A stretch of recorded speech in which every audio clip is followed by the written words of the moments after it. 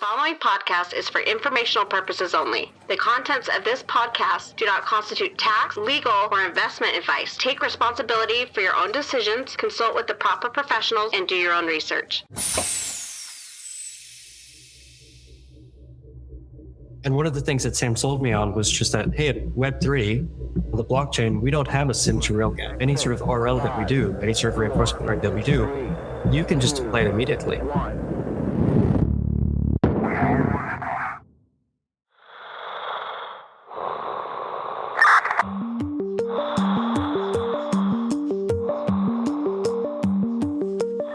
GRTiQ podcast. We are like astronauts, floating in the space of time. Just between the past and the future. Welcome to the GRTiQ podcast. Today I'm speaking with Anirudh Patel, Senior Research Scientist at Semiotic Labs. Longtime listeners might recognize Ani from previous appearance on the podcast, episode 106, where he, alongside his colleagues Sam and Tomasz, explored the intriguing crossroads of AI, crypto, and the graph. I'm delighted to welcome Ani back for a comprehensive interview where we explore his professional educational journey, including learning about Ani's passion for travel. We then talk about Web3 and crypto, tracing the path that led Ani to Semiotic Labs, and as you'll hear, Ani's entry into the graph ecosystem shares a familiar thread, as he, like so many other guests, formed his network to the graph ecosystem through Sandia Labs.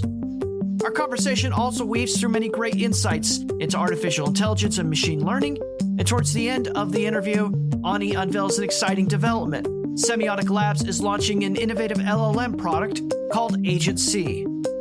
As always, we started the discussion talking about Ani's educational background. Yeah, so I've always been interested in math, especially the applied aspects of math. And, naturally, this is going to sort of point you towards STEM fields. So for me, it was always engineering or science. And so in college, it took a bit of time to decide. The advantage of college, of course, is that you have a million different courses that you can take, and you're always just struggling, in your first year to figure out, okay, what should I take? What should I do? And the course that actually really captivated my attention was a course on signal processing. And I got my bachelor's and my master's from Stanford in electrical engineering in signal processing specifically.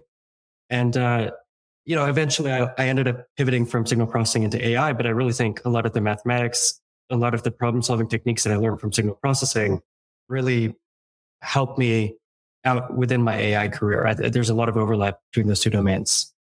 Ani, we're going to talk a lot more about your interest in AI. And of course, you're with Semiotic, which a lot of listeners will already recognize as the leader in AI within the graph ecosystem, but also contributing a lot throughout the Web3 space. I do want to ask this follow-up question related to applied mathematics. And so that might be a term that listeners aren't 100% familiar with or what that means. How is applied mathematics different than just mathematics generally? So applied mathematics are... I don't know how to say this without it being a tautology. So let me say what sort of abstract, more researchy mathematics are. So in researchy mathematics, you'll have things like you'll have category theory and set theory, which are very high level abstractions. You'll have sort of number theory problems where you're like, okay, what types of numbers can we form? So we have say positive and negative numbers. We have real and complex numbers. There are also normal numbers, and there are other types of numbers that people come up with. And so there are interesting problems in all of these domains as well. So applied mathematics is really focused on what can we take from all these abstract concepts that mathematicians have developed and use in the real world today. Whereas abstract mathematics, you can think of it like theoretical physics, right? It's just, it's sort of all chalkboard stuff. And if it doesn't end up having any application in the real world, then so be it.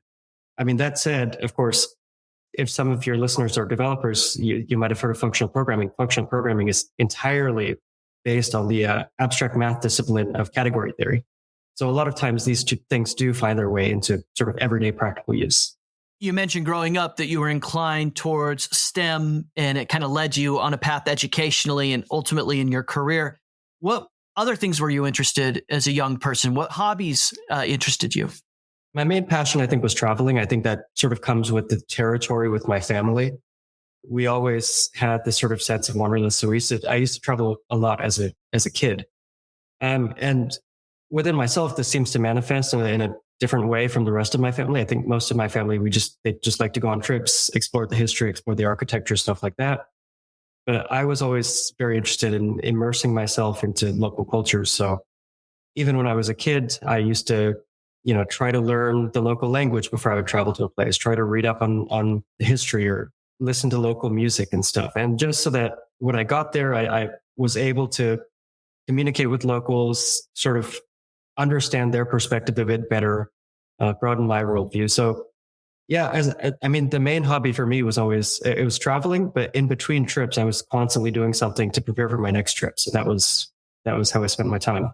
What's the coolest place you've traveled to? What's the one thing everybody should see? I think it depends on your personality, right? Different people care about different things when they travel. But for me, I'm especially interested in history. And I don't think you can really match Egypt just in terms of like the length of time for which Egypt has existed.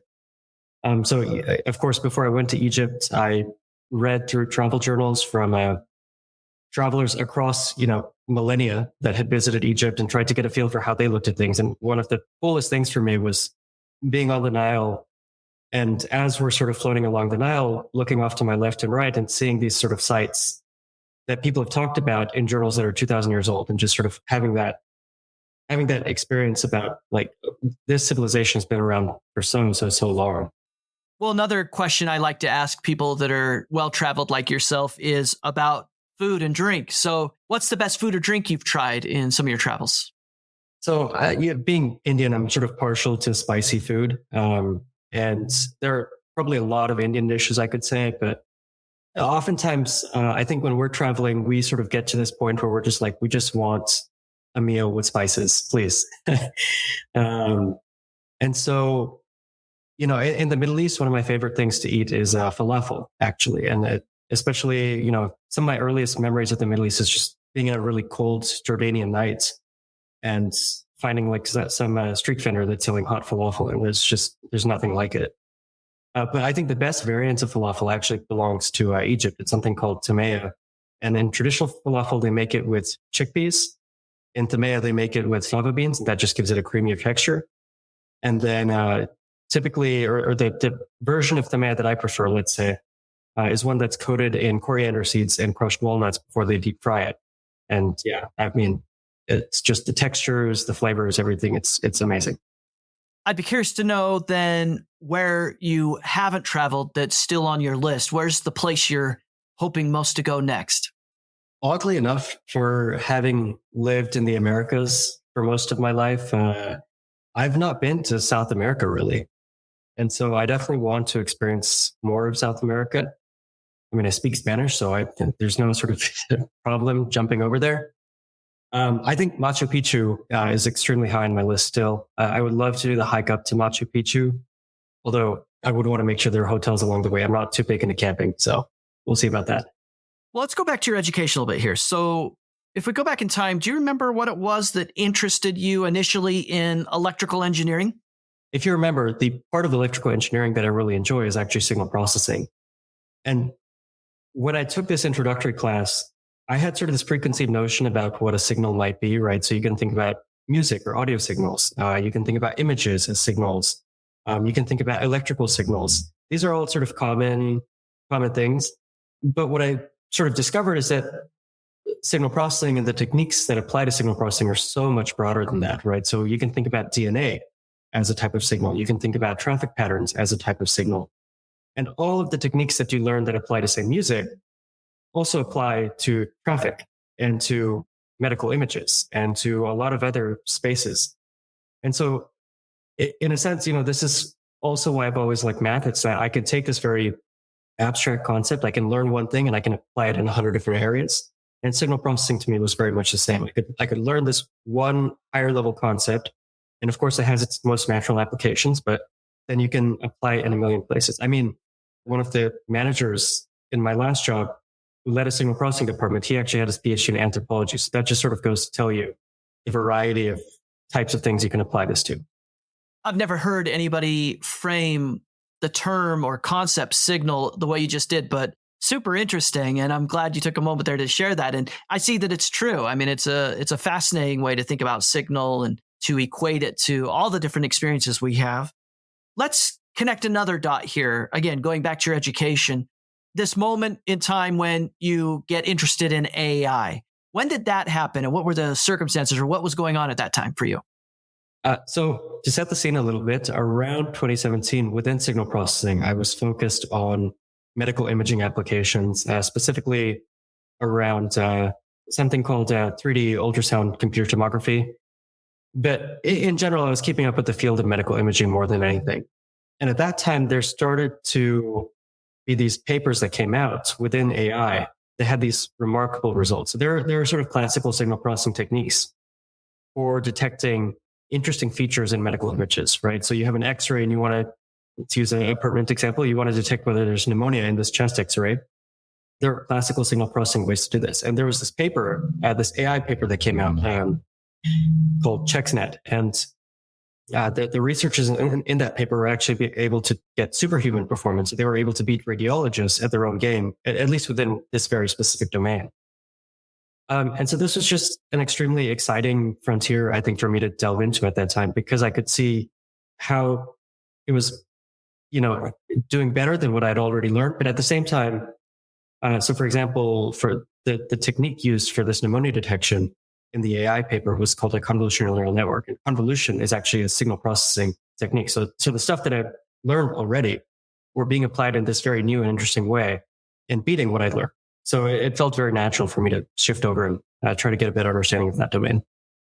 So you then start formally kind of pursuing education and career in AI. And it all started with this medical signaling that you discussed there.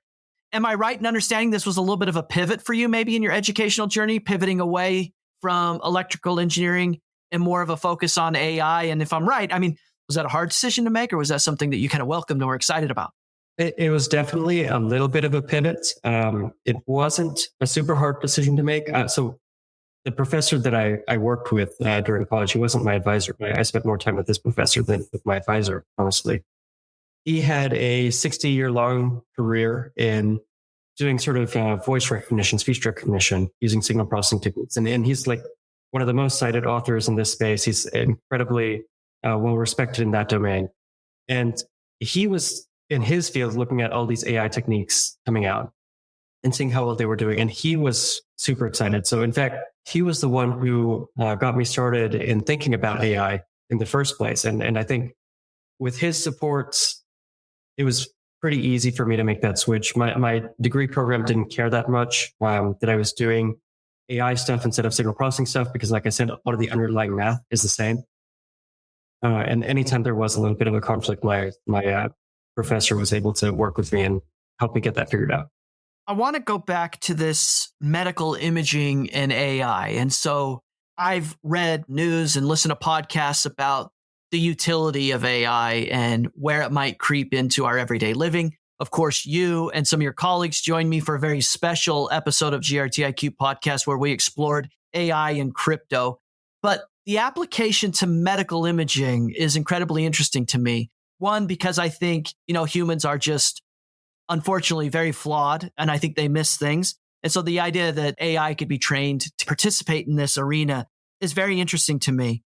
Is AI better? Is that a fair assumption? And what does the future look like here on something like this? Yeah. Is AI better? I guess the answer is it depends. Let me back up a step here. There is a vast intersection between medical imaging and AI, and of course, an even bigger intersection between medicine in general and AI. So we can talk about topics like denoising or scan quality enhancement. I think a good place to start might be with that paper that I was just referencing, ChecksNet.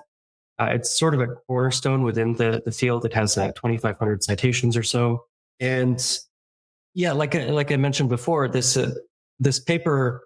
One of the great aspects about it is actually that it not only outputs whether or not it thinks that the patient has pneumonia from looking at the chest X-ray, but it'll also highlight the features, the relevant regions of interest.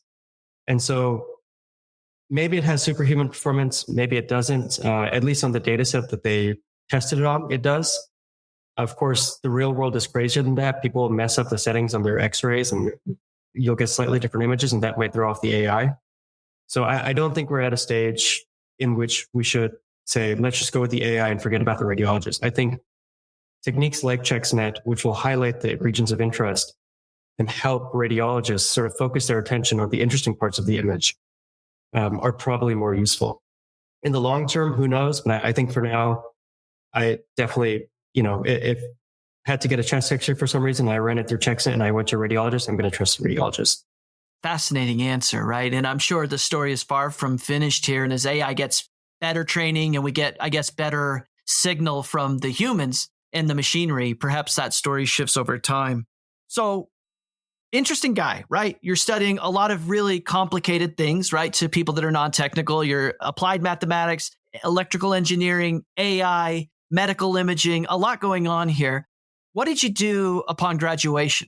After I graduated, I joined Sandia National Labs, specifically in a group that focused on low-powered signal processing applications. So they would build devices that they would want to be put out into the field for like 25 to 50 years on, the battery alone of that device. It should just survive.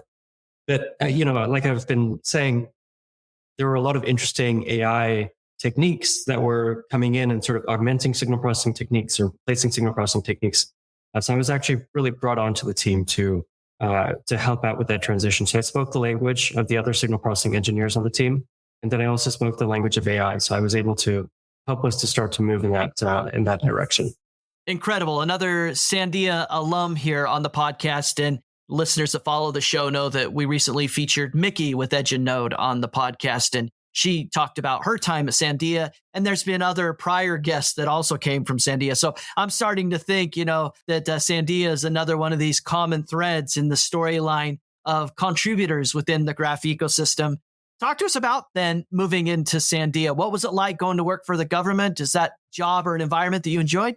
I don't really think it would surprise anyone to hear that there was, let's say some level of bureaucracy involved at Sandia.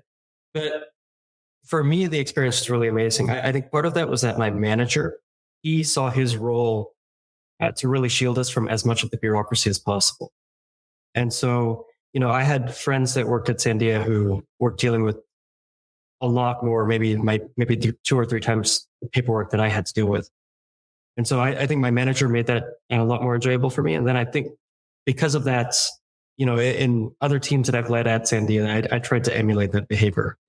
Whenever, for example, I would lead research projects, I would try to take care of most of like the interactions with that we'd have to do with like actual government employees. Sandia is technically a contractor, so just removing that sort of stuff. But in every other way, really, Sandia is just an amazing place to work. It's almost like a university environment. There's an expert in every single different place that you can think about. So I mentioned research projects that I led. One of those research projects, my team had on it an evolutionary biologist, someone with their PhD in hyperspectral imaging, and then a game theoretician. So these are like 3 very, very different fields, but Sandia has expertise in all of them, and they have people that we can rely on for all of them. And so in that sense, Sandia was just an amazing place to work. You really got to interact with everyone, and if you ever found a problem where you're like, I don't know what the next step is, there's always an expert who is able to guide you. The GRTiQ podcast is made possible by a generous grant from the Graph Foundation. The Graph Grants program provides support for protocol infrastructure, tooling, gaps, subgraphs, and community building efforts. Learn more at thegraph.foundation. That's thegraph.foundation.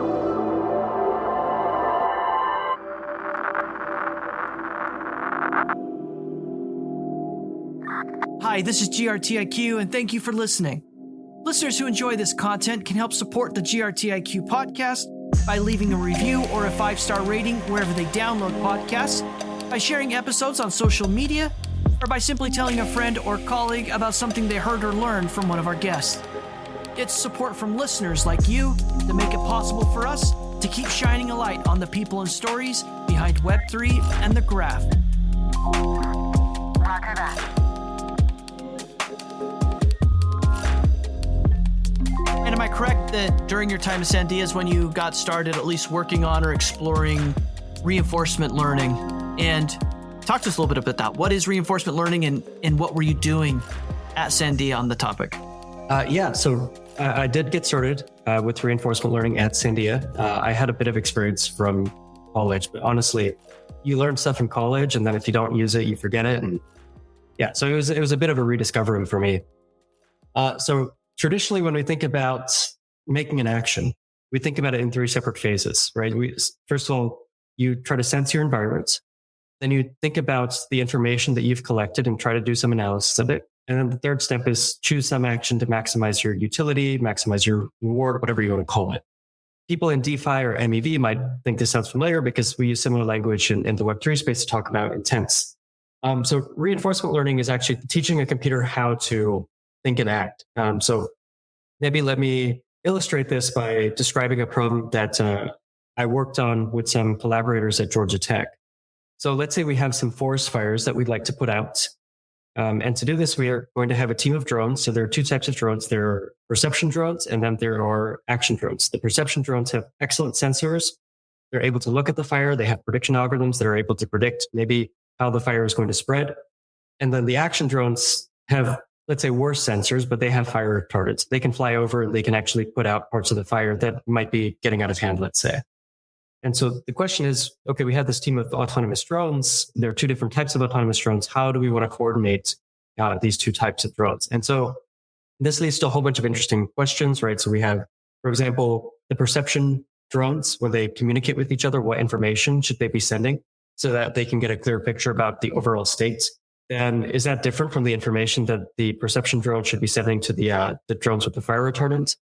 My personal interest is in, so this is a section called multi-agent reinforcement learning, multi-agents, multiple drones, right? They're multiple individual actors making actions. And a lot of the problems here are coordination problems. And in our case, we were dealing with a fully decentralized problem. So in a lot of traditional problems, before reinforcement learning, especially, you would call back to a central planner, and that central planner would try to figure out, okay, here's what all of you are going to do. In our case, this was a fully decentralized system. So each drone got its own core vision of the environment, its own limited vision of the environment, and the messages that it received, that it would have to work in a way such that it didn't impede any other drone, and it was able to, they were collectively able to make let's say a good plan of action.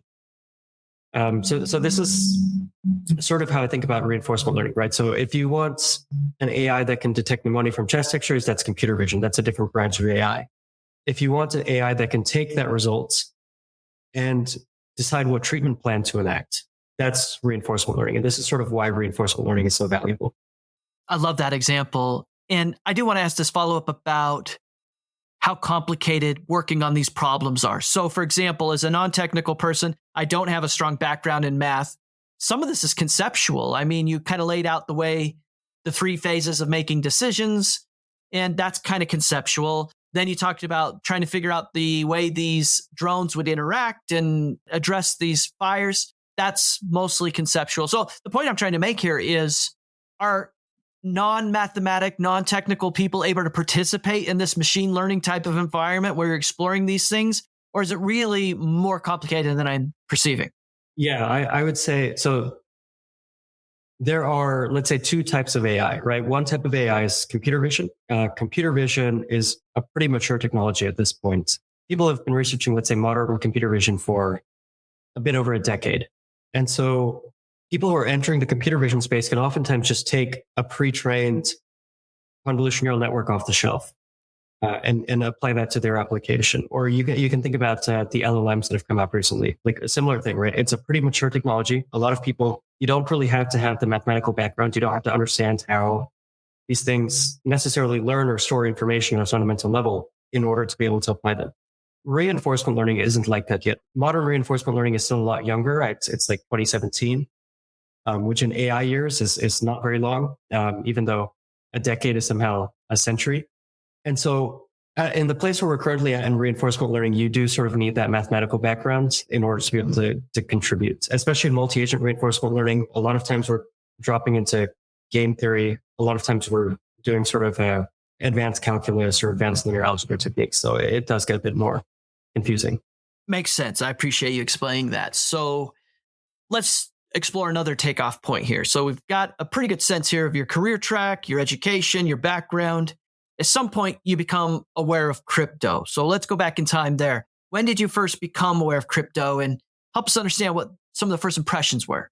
So unfortunately, the first impressions weren't great. So I first heard about crypto in college. I don't remember the year at this point, but when Bitcoin was randomly shooting up. And at the time, I'm a student, I'm too busy. I don't really have the time to look into it. And to me, it was just like, okay, so this is just basically another currency on Forex, right? It's just another vehicle for wealth creation. Fine, whatever. And that was just sort of where I left it until I revisited it a lot later in my life. Ani, as I'm sure you can imagine, and again, longtime listeners know, most guests of the podcast's first exposure to crypto was through Bitcoin. And it is the perception that this is something of a speculative asset. And then over time, of course, they become aware of something about the underlying technology. And I'm sure we'll explore that a lot more. But before we get there, I do want to ask then, how did you get connected with the Graph, Semiotic Labs, and kind of this early discussion about potentially leaving Sandia and exploring a career in Web3? So you earlier mentioned other Sandians that you've interviewed. Of course, Sam Green, co-founder of Semiotic and our head of research, also used to work at Sandia. And in fact, he has a PhD in reinforcement learning in a branch called efficient reinforcement learning. And somehow we never met while at Sandia, even though we worked on the exact same project at the same time. But I think we were just working on different aspects of the project, so we didn't really end up collaborating. But anyway, yeah, at some point, Sam left Sandia to start Semiotic. And he contacted our PI, our principal investigator on that research project that we were both on, and asked our PI, who's also a reinforcement learning researcher, like, hey, do you have any interest in joining Semiotic? So actually, our PI forwarded my information to Sam instead and said, you should probably speak with Ani. And yeah, that was that. Sam and I had a few chats. I spoke with some other people at Semiotic, and shortly after, I left Sandia to join Semiotic. At the time, Semiotic was already a core dev in the Graph, so this was my introduction to the Graph as well. I hadn't really thought about crypto while at Sandia, or really after that first exposure. And so to understand why I was interested in joining, you sort of have to understand a little bit more about reinforcement learning. In reinforcement learning, we have a problem called the sim to real gap, the simulation to reality gap, which is that we train these algorithms in simulation. Like, let's say we train in a simulation of a drone flying, and then you try to put that in a real drone. And let's say there's some wind on that day, or the mass of the drone is off by 2% or something. And this totally throws these things off, right? These algorithms, this is sort of why I say it's a less mature technology as well than computer vision or LLMs or something. These algorithms are just not ready in any real way to be deployed in the real world. And one of the things that Sam sold me on was just that, hey, at Web3, on the blockchain, we don't have a sim to real gap. Any sort of RL that we do, any sort of reinforcement learning that we do, you can just apply it immediately. And the sim to real gap for me was never my interest within reinforcement learning. So, that aspect of just not having to worry about the sort of headache at the back of my mind in every research project was what ultimately sold me.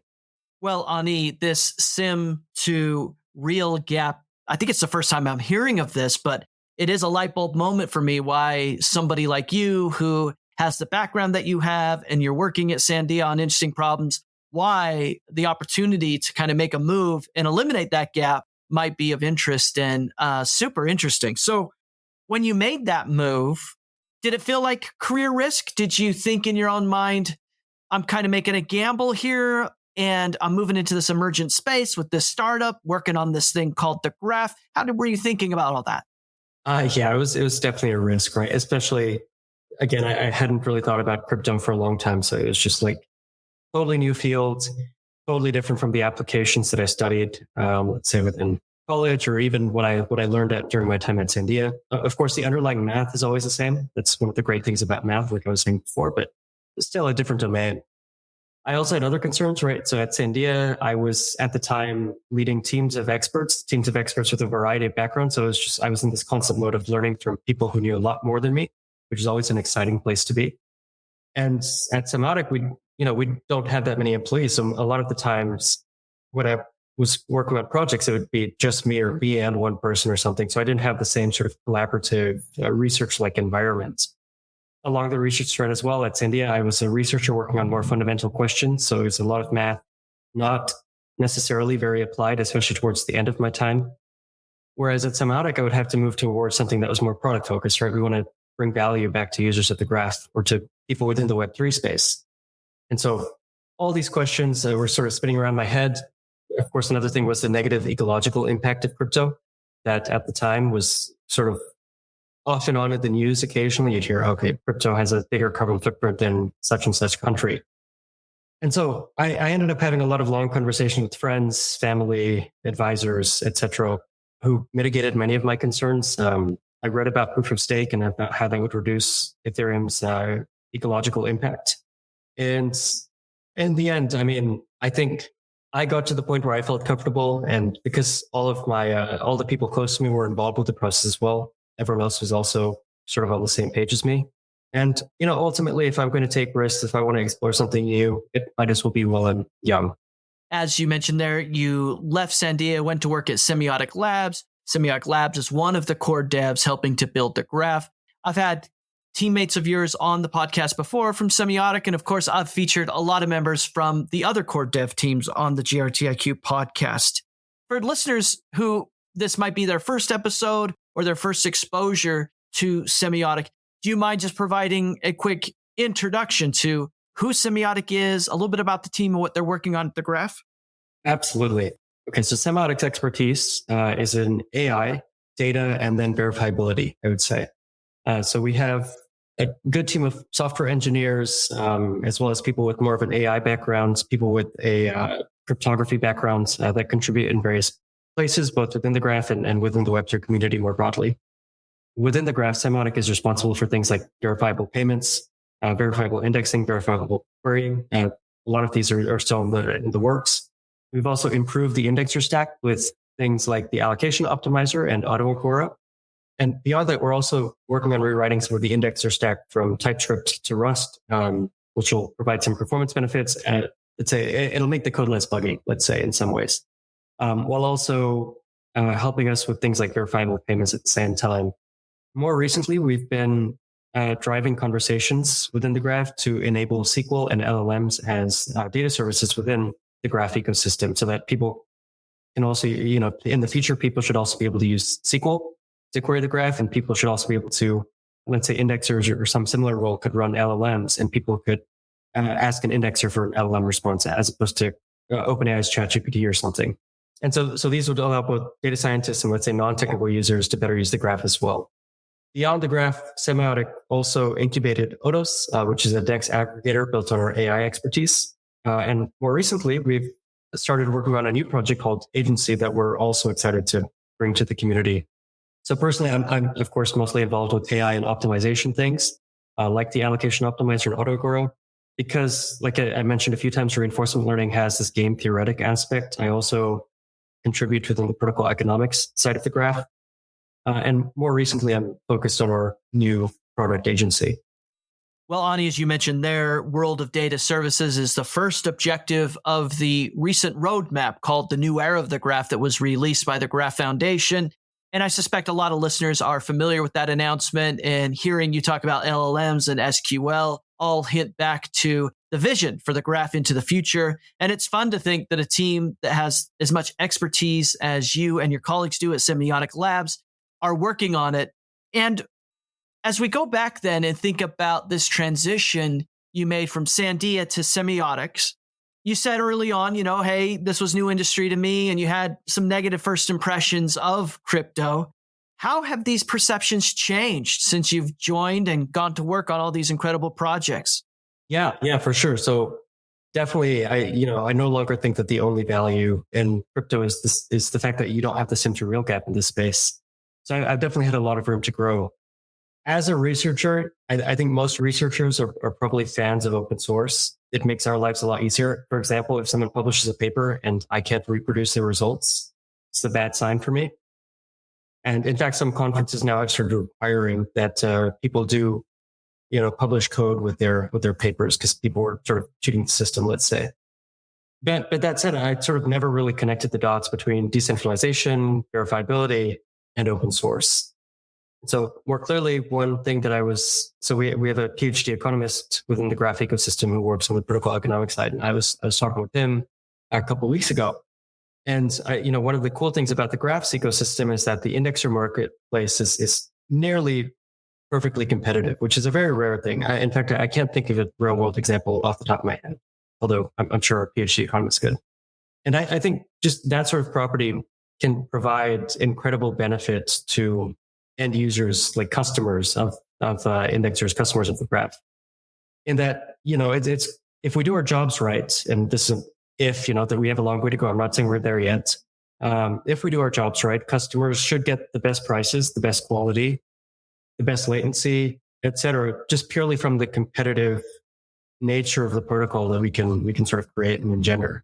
And so the one advantage that a centralized competitor might have over this decentralized marketplace is going to be the fact that, hey, if something's failing, I can just call them up and say, your service isn't working. Here's what's wrong. Please fix this for me. And, they'll hopefully put someone on that. But I think this is why, at Semiotic and at the Graph more broadly, we're so concerned about verifiability, so that we can have indexers that get slashed if they serve you false data or something like that. So they're disincentivized from doing that. So I think going back to your original question, what's the value of Web3 to me now? I think we have the opportunity to create enormous benefits for consumers that centralized entities just can't match. I think we have a very, very long way to go, of course, but the potential is there, let's say.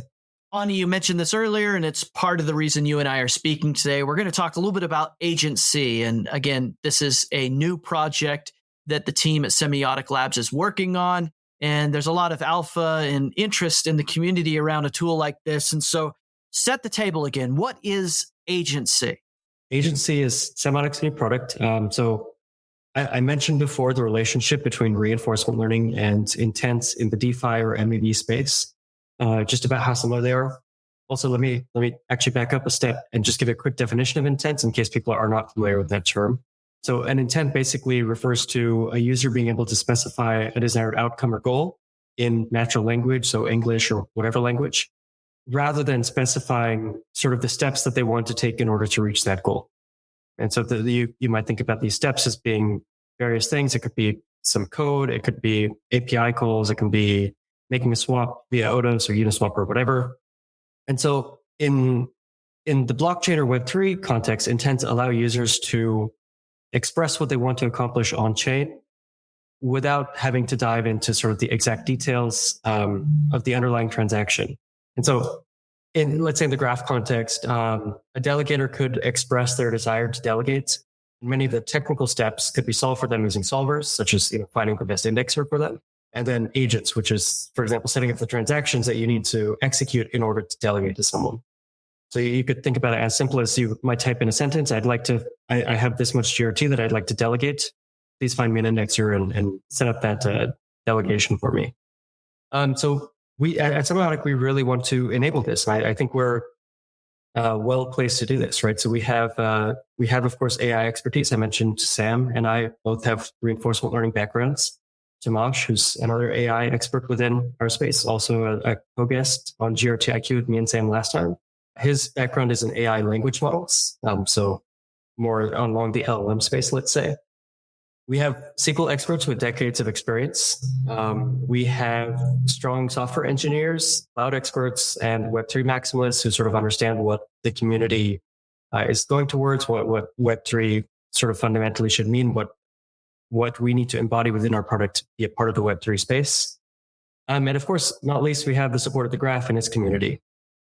So the end goal, again, is for AgentC to move towards intents, but currently we're focused on what is the simplest problem of value we can solve.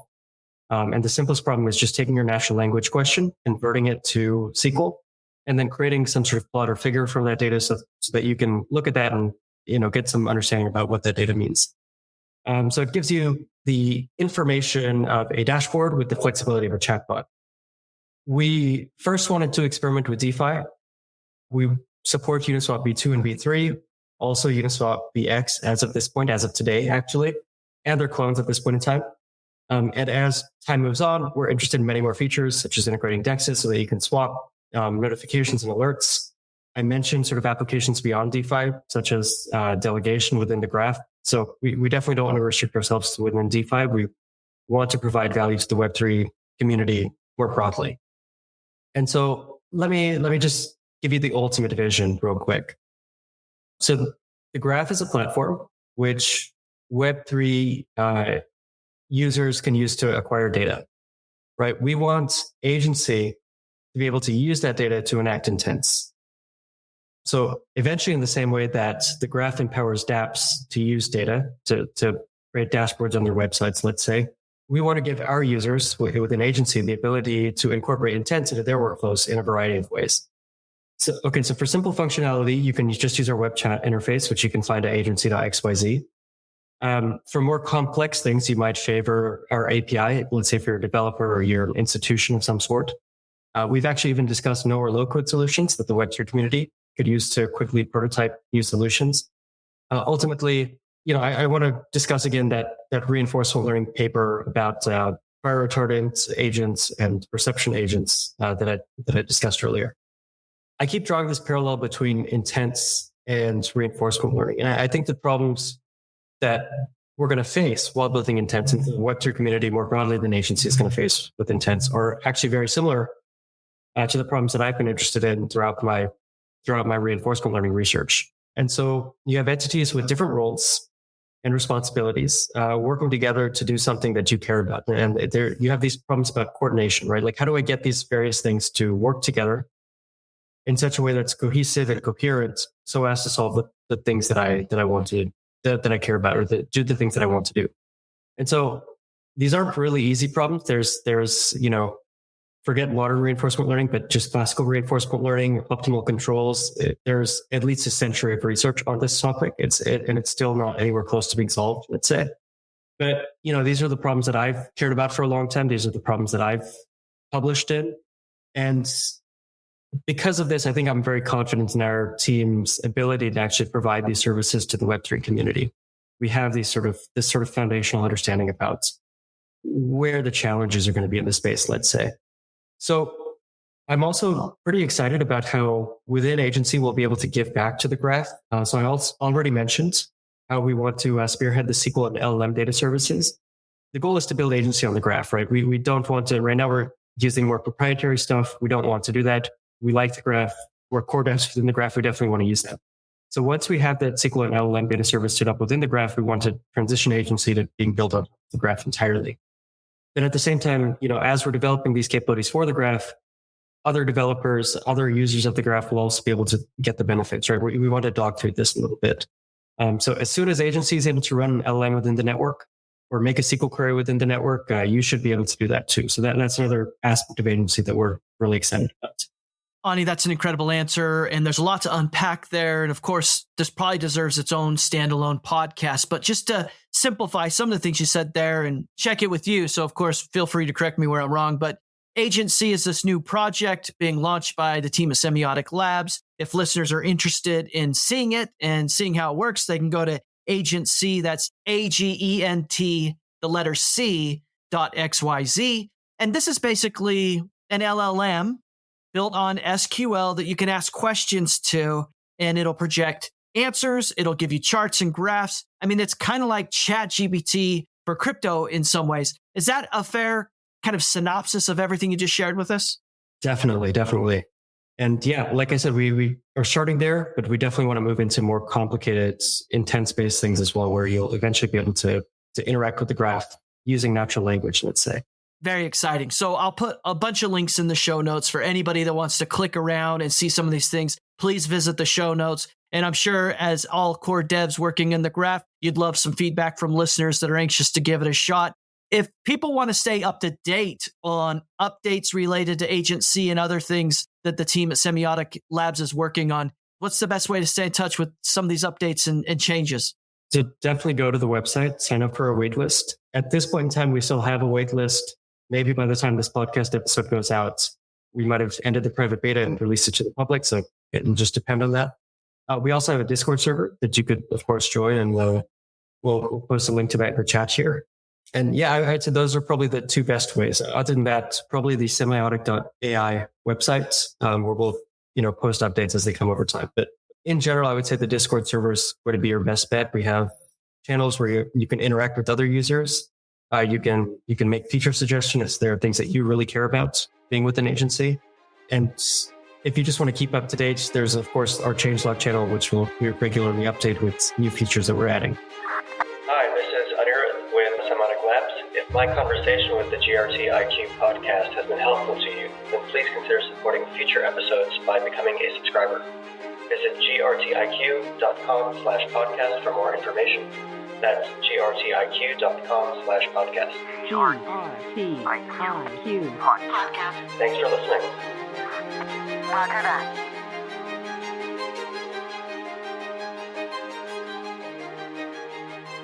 AgentC is just one example of some very cool things that the core devs are working on in the graph ecosystem, and listeners can go get a glimpse of some other things that might be coming by reviewing that new era, the new roadmap that was released by the Graph Foundation.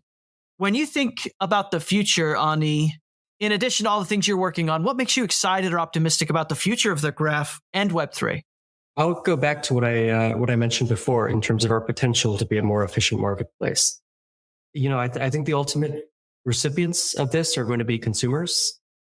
I think the big challenge that we have right now it's sort of the fact that it's just confusing for people to enter the space. There are a million different tokens that they have to worry about. What if I want to do this? What do I have to, transition my money here and this and that? And so we have this UX problem within the space more than anything, I think. And I think with AgentC, with intents more broadly, I think this is just an attempt to solve that problem for consumers. So I think there are two aspects. There are two things that make me excited. I think one aspect is the marketplace side, where we can create this environment in which people who participate will be able to immediately see the sort of financial and quality of service, whatever type of impact on their own life. And at the same time, we're also working on this other side with an agency to improve the UX to bring people to this space so that they can experience it in the first place. Ani, in my opinion, one of the things that makes being alive in our time, in our day and age, is this 24-hour news cycle. And it's always a shock to me that something that carries all the attention for a week or a month is disregarded, in such a short period of time. And of course, there's a lot going on in the world right now geopolitically. And one of the things that was at the top of the cycle for a very long time was this discussion about AI, the risks of AI. And I'm sure people are still talking about it, but I think there's an argument that mainstream media has moved on from it. But anytime I get the chance to speak with someone with your background, and I know this is a topic we've discussed before on the podcast, but just going back to it a little bit here, what do you make of mainstream media or maybe some of the talking heads' concerns about the risks of AI? It's a tough question for me to answer. I would say that there are people with more expertise in this domain than I have, right? My focus is very narrow in a sense. And the way I look at things is that there are a lot of advancements that we can make within the AI space before I think we even have to get close to artificial general intelligence. Artificial general intelligence is that scary Terminator style AI that people talk about in the news, like, oh, this thing can take over the world. It can inject your computer. It can do this. It can do that. I mean, in the meantime, there are applications that we've talked about today, like helping radiologists at hospitals and improving medical outcomes within that space.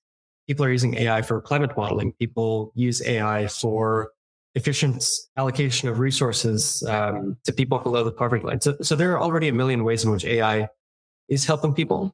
And I think it would be a shame to disregard all of those things just because of some potential future risk, right? I think whatever future risk may exist, again, this is not my domain. I don't want to speak to something that I don't feel qualified to speak about.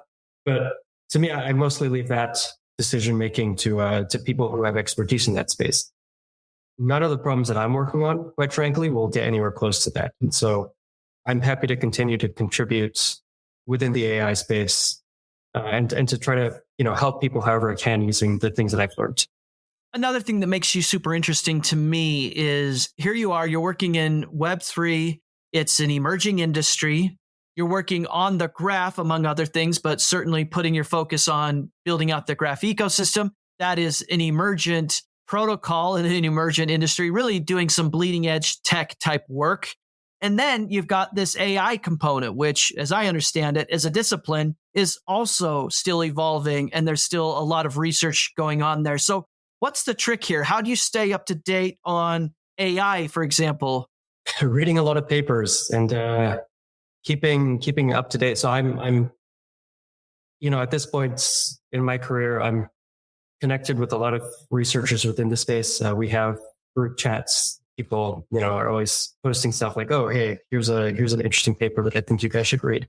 So that's one aspect, because of course I can't filter through whatever 1,000 papers that are posted every day about myself.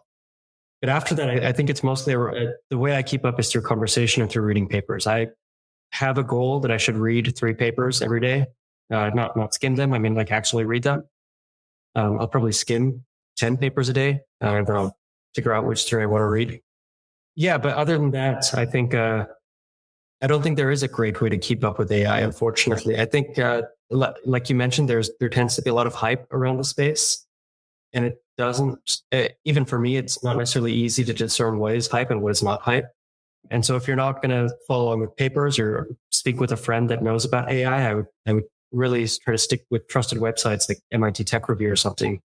The sort of last level down on the chain for me is going to be something like a blog post. I think a lot of AI researchers at this point, we are somewhat, unfortunately, dismissive of blog posts because for the most part, of course, they have not been peer reviewed, and they will oftentimes just get basic facts incorrect, right? So there's just sort of this aspect of you're having to sit through a lot of nonsense to find something valuable.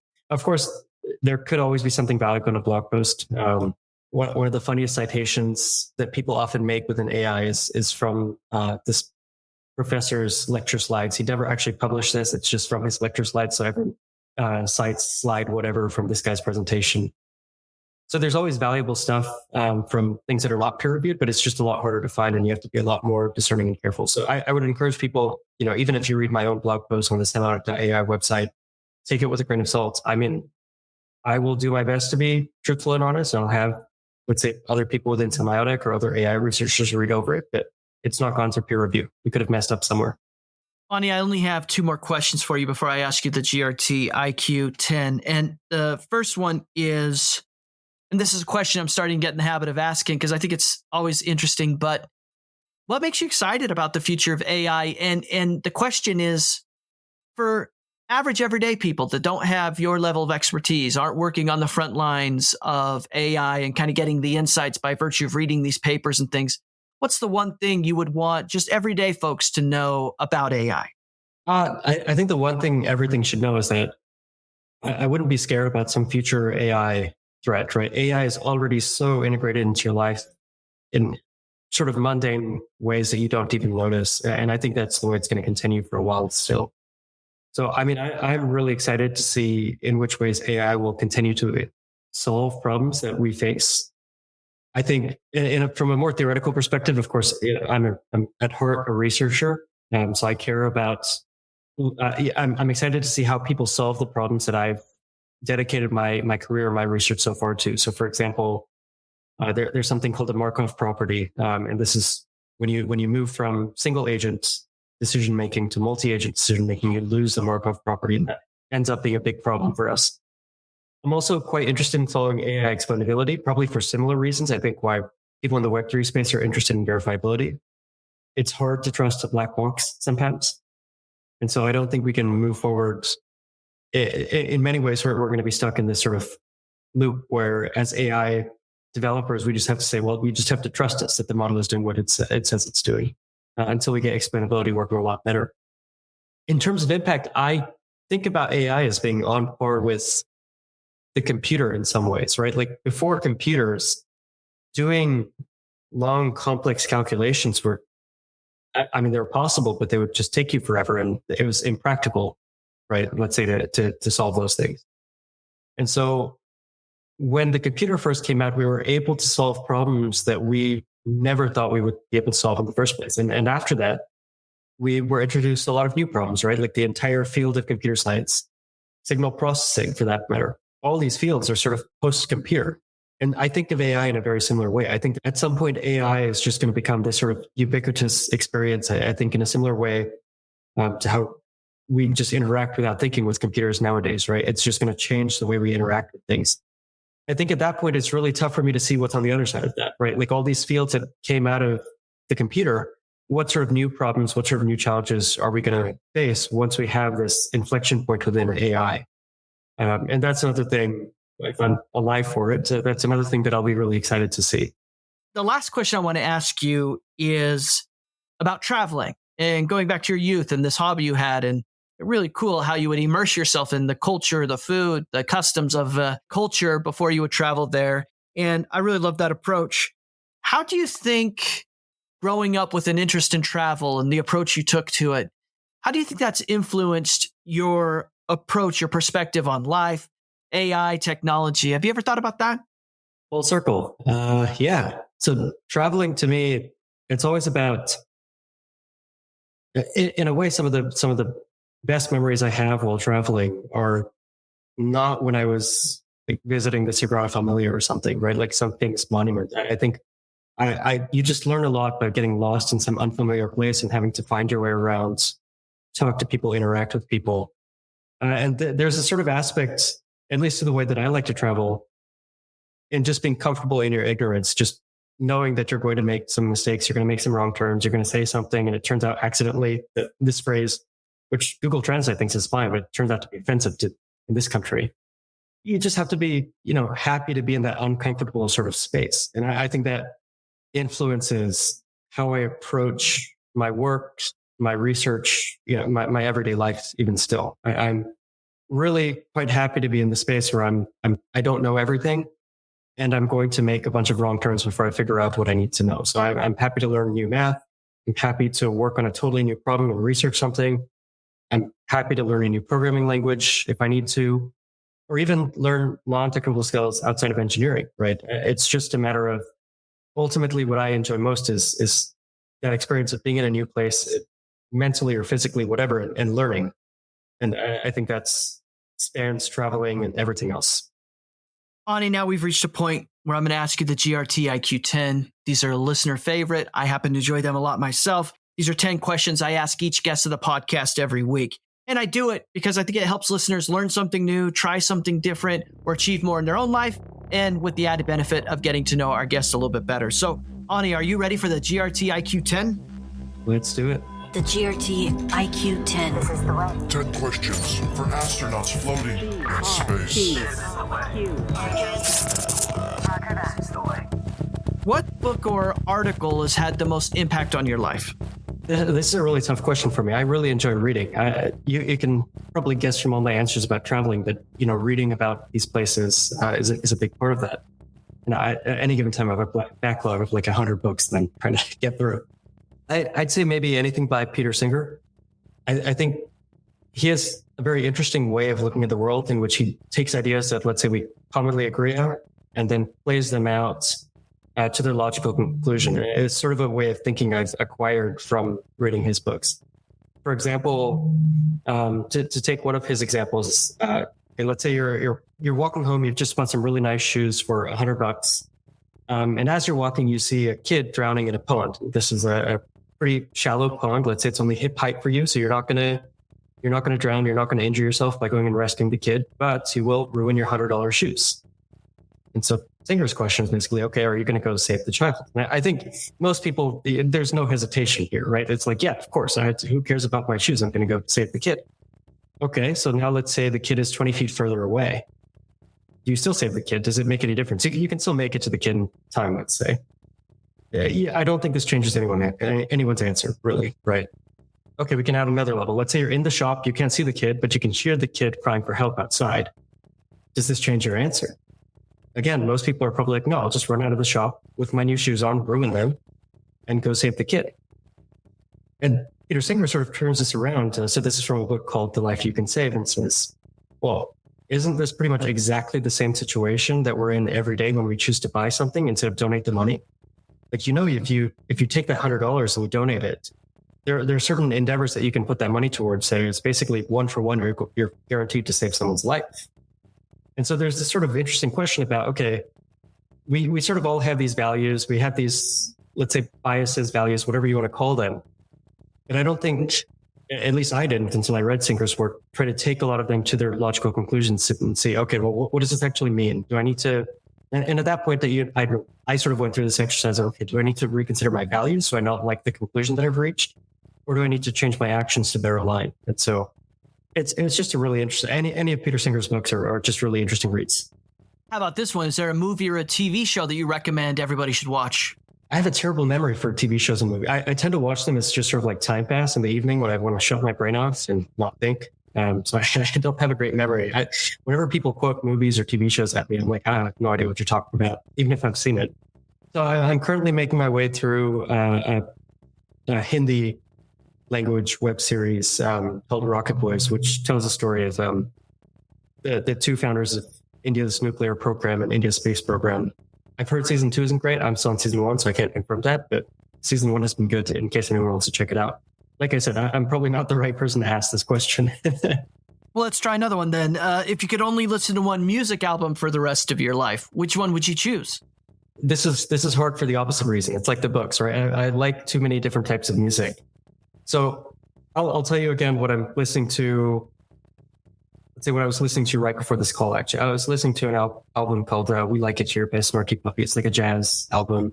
And if you like jazz, I think the cool thing about this album, especially, when jazz musicians do improv, they often try to take quotes from famous songs in the past or songs they've heard in the past. This album has a ton of quotes. So if you like jazz, you'll hear all these quotes throughout, but in like very interesting places and combined in interesting ways. So it's just a fun listen. And how about this one? What's one thing you've learned in your life? And I get the sense there's a lot here that you don't think most other people have learned or know quite yet. You're going to make mistakes. Learn how to say sorry without making excuses. What's the best life hack you've discovered for yourself? Yeah, I think I'll just go back to the whole Peter Singer discussion. I think it took me until I was 25 to actually think about my values and my actions.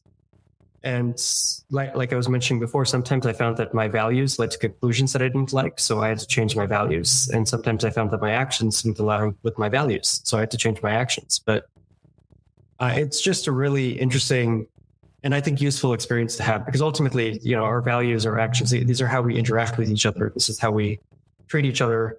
And so in a way, it feels like before I went through that process, I was just sort of operating blind in a sense. Ani, based on your own life experiences and observations, what's the one habit or characteristic that you think best explains why or how people find success in life? So I'm a Emacs user, and I know immediately there were 1,000 Vim users that just screamed into their computer and shut off the podcast. So I for that reason, I probably feel compelled to say org roam.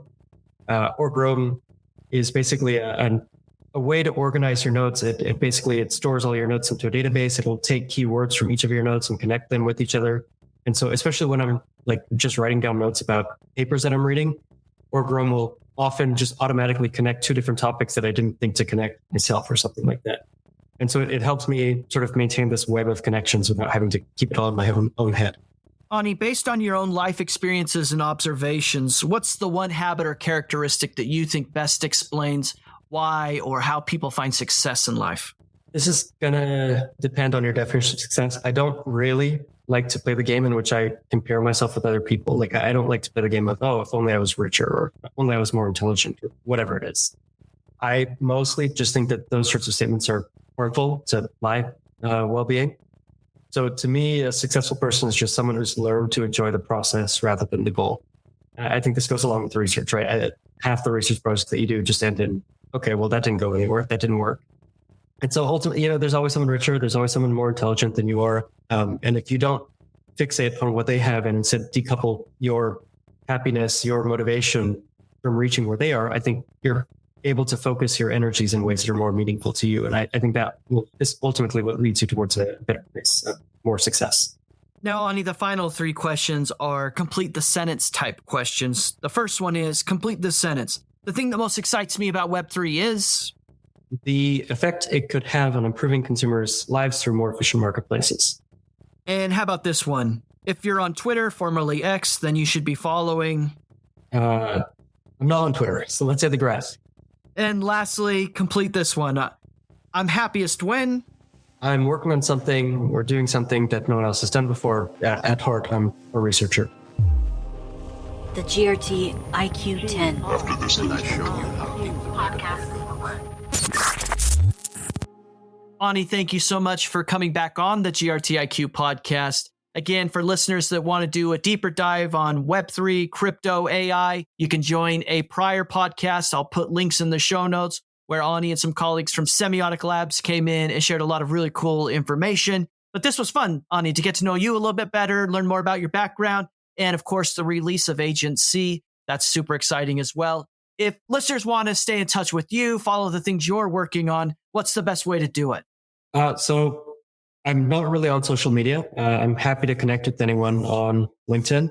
If you want to follow sort of my research or my papers, I would suggest just looking me up on Google Scholar. Of course, my blog posts will be on semiotic.ai. But in general, I would say, we have our AgentC Discord.